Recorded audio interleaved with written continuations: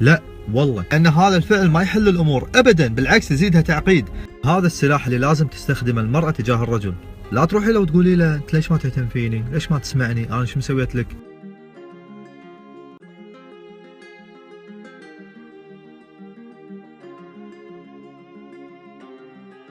كيف تكسر المرأة تجاهل الرجل لها؟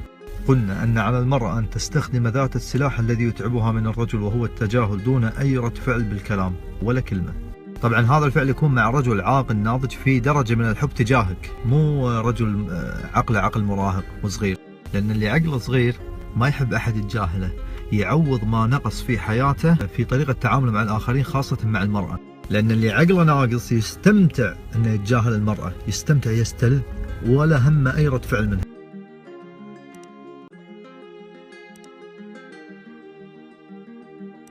ولكن تعال خلها تتجاهله مرة، يموت ينبط يركبه 1000 عفريت. ولكن استخدام نفس السلاح مع الرجل العاقل راح يخليه يستوعب ويحس باللي يسويه بغيره، يجرب الألم على نفسه. إذا استخدمتي ضده نفس السلاح راح يمشي مثل الألف وفي خط مستقيم. أفهمكم، هو مثال بعيد ولكن راح يوضح الصورة أكثر.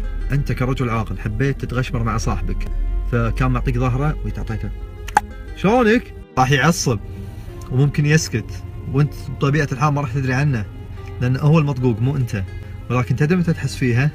تحس فيها اليوم الثاني لما نفس الشخص وانت ما تدري عنه ذاك وعطاك شلونك؟ انت راح تعصب، بس راح تفكر باللي سويته أمس ولا كلمة حسيت فيها الحين. هذا بالضبط اللي راح تحس فيه لما المرأة اللي تجاهلتها تستخدم معاك نفس السلاح. الرجل والمرأة المتشابهين بالصفات تفاهمهم صعب، ولكن مع الوقت إذا توافقوا يا جمال حياتهم بتكون متعة والله. موفقين إن شاء الله.